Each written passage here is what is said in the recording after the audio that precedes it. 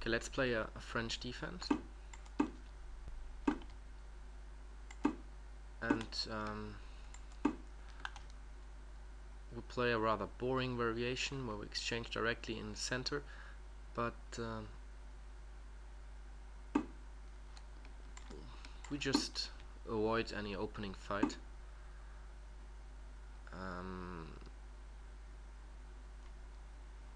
Do I need to take care about a sacrifice here? Maybe. So let's protect this pawn on e6 with the bishop, and attacking the bishop on c4 at the same time. And afterwards I want really quickly to castle.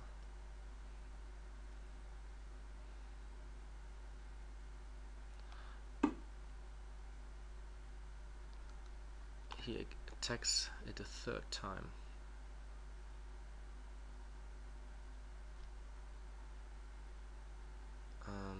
But I'm not nervous about this.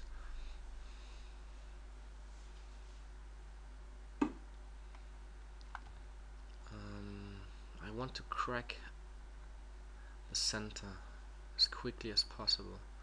Is c5 a good idea now? Or maybe I should try to get rid of this bishop here on this diagonal, something with a5, a4. I have problems with my bishop on c8. Maybe I should regroup my pieces. That I can play b6 and bishop b7. But I really don't like this bishop here. Strong piece. Or I should try to play something like h6 later on, kicking him away, exchanging a pair of knights just to get a little bit of breath. But first I want to regroup this knight. It wasn't that good here on b6. And then maybe I can play h6, and if he goes back to e4 I can replace this knight here with this knight.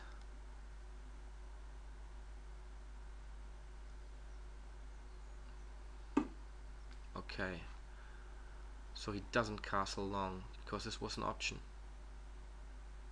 And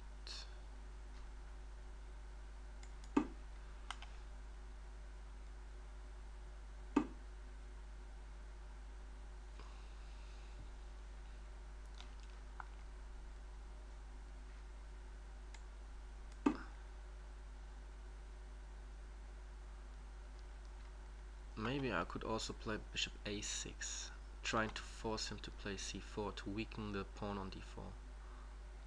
And then I have also the square here on b4. Yep, this might be an idea. I don't like weakening this. Maybe I should kick this this knight away first.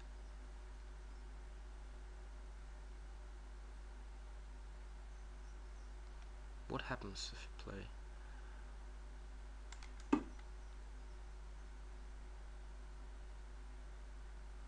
I'm happy to exchange this bishop. Might get strong.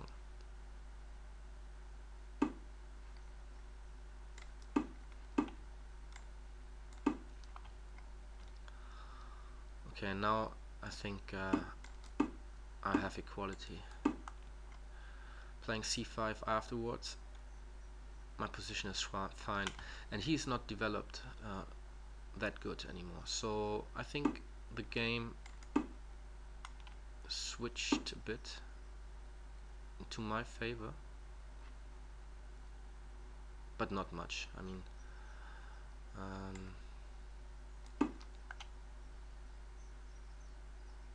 let's see if I get this bishop.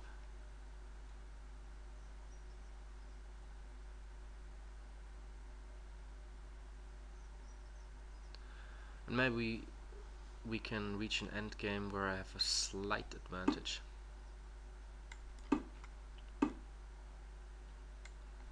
Because of this bishop.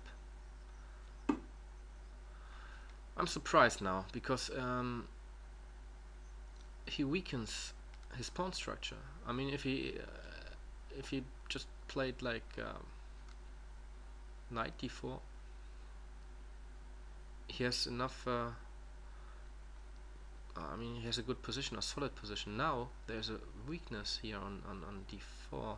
He can't protect this pawn with other pawns, and there are not that many pieces left. Sometimes it's good, or it's okay to have such a pawn if there are many pieces around, but there aren't. So I will put a lot of pressure now on this pawn with my rooks, with a bishop f6, and I will just maybe I will also take the c file.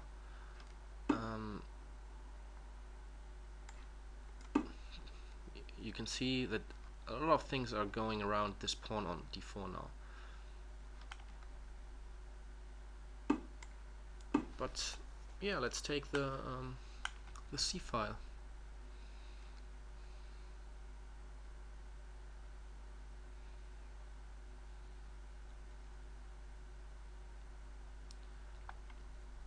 And afterwards maybe I can put pressure on b2 as well.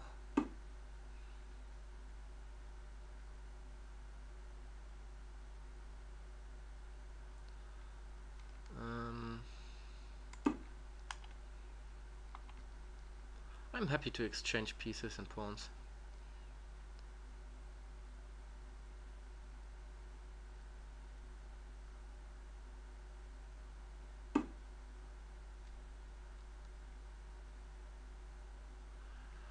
Okay, should I take?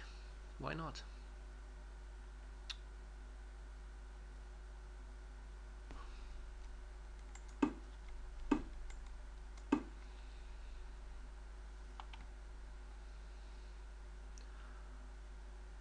Okay, I'm a pawn up now, and the next goal is to exchange some rooks. And the queen, yeah, thank you. I'm happy to exchange everything because I'm a pawn up, putting pressure here on b2.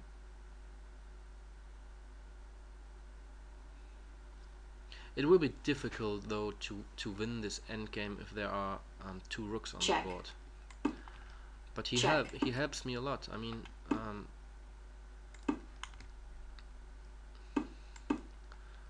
it's very. I think this is easy to win.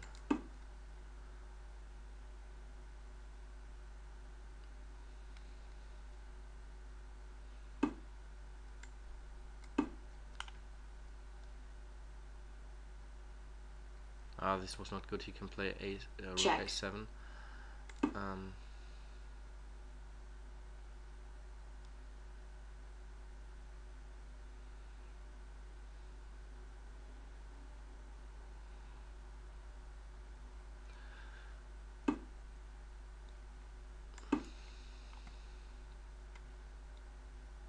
This pawn, I want to be the winner of the game. Needs to get supported by this pawn, however.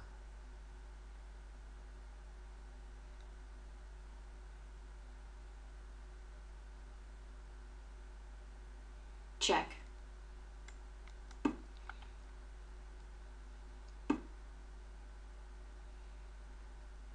Check.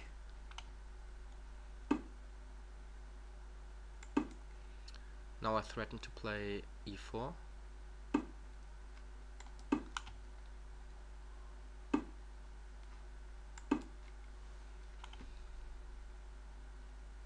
Check.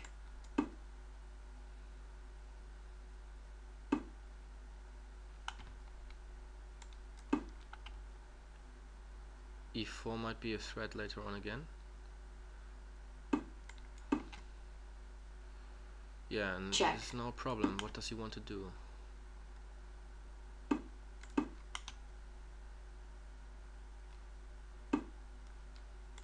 Check.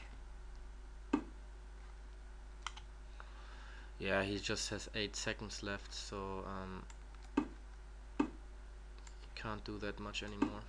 And this is one anyway.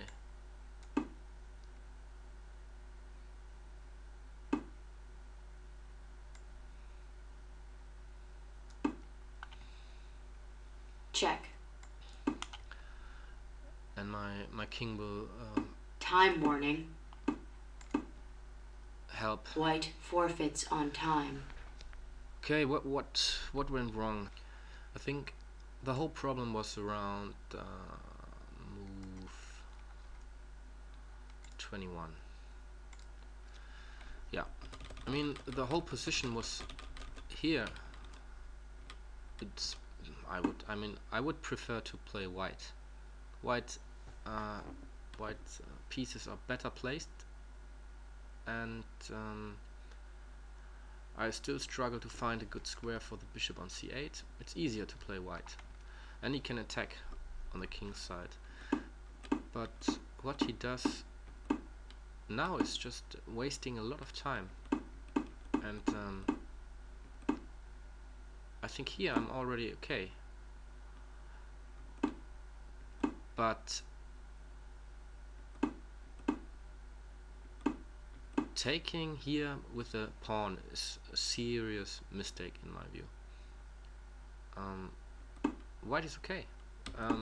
He just needed to take with a knight, knight d4, and everything is fine. He has also potential to go with the knight to b5. It's a weakness for me. I mean, I can try to play something like bishop c5 to get rid of this knight, but I think it's just an equal game there. But after cd4, white weakens his pawn structure himself without really a threat from me. I mean, he could take with the knight. Now he chooses to take with the pawn and to get a disadvantage because his pawn is a weak pawn. So he created a weakness himself, and this is of course something I'm very happy about, because now I can concentrate on the weakness. And as you can see here, a couple of moves later on, all his pieces just surrounding the pawn on d4. The knight is protecting d4, the queen is protecting d4, and the two rooks as well. And here black is already better. I mean, I can play rook c2 later on, and trying to advance the pawns on this wing here on the queen side. So what to learn from this game: avoid making weaknesses in your own camp without any force. So white just created a weakness, and he didn't need to do it. Yeah. So be careful, keep your pawn structure intact, and then everything would have been fine in this game.